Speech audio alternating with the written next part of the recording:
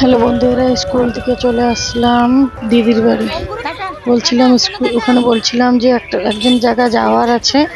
এই যে চলে আসলাম দিদির বাড়ি। তো সবাই হাই বলছে। তো চলে গেল, দুই ছেলে চলে গেল।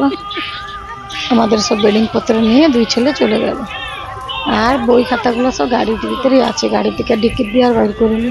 গাড়িটা ভিতরে ঢুকতে পারলো না এই অটোর জন্য।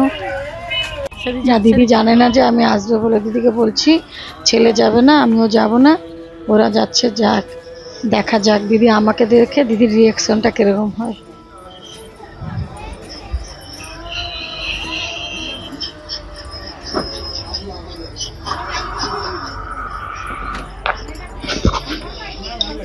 এই দেখো দিদির রিয়াকশন আমাকে দেখে, কি খুশি হলো আমাকে দেখে, কি খুশি হয়ে গেল।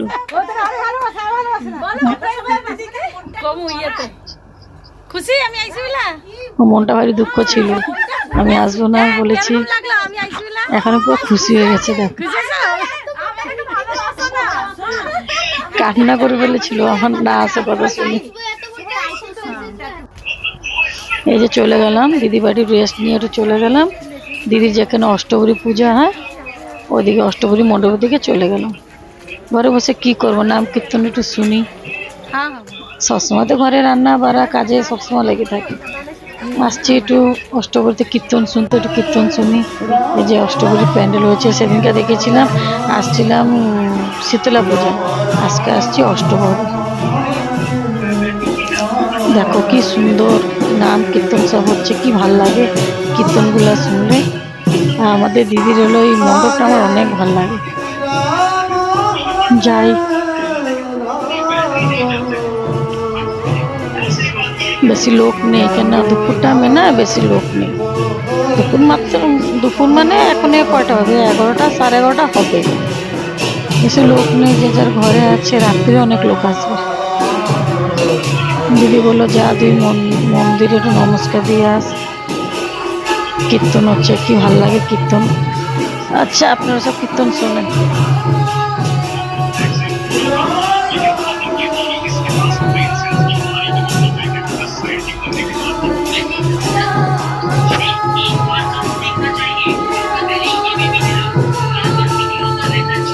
আমরা বেশিক্ষণ বসবো না, একটু বসে ঘরে চলে যাবো, তারপর পরে আসবো খাওয়া দাওয়া।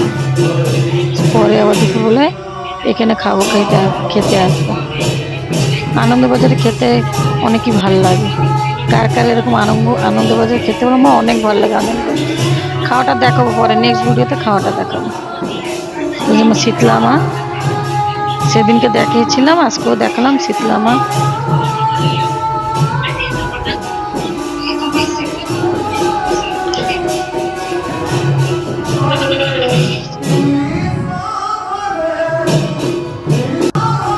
চলে গেলাম, দিদি বললো ওখানে নমস্কার দিয়ে, কি ঠাকুর আমি জানি না, দিদি নমস্কার দিতে বললো, নমস্কার দিলাম। তারপরে পরে আসবো, খাওয়া দাওয়া করতে আসবো, খাওয়ার ভিডিওটাও দেখাবো তোমাদেরকে। দিদি বললো বস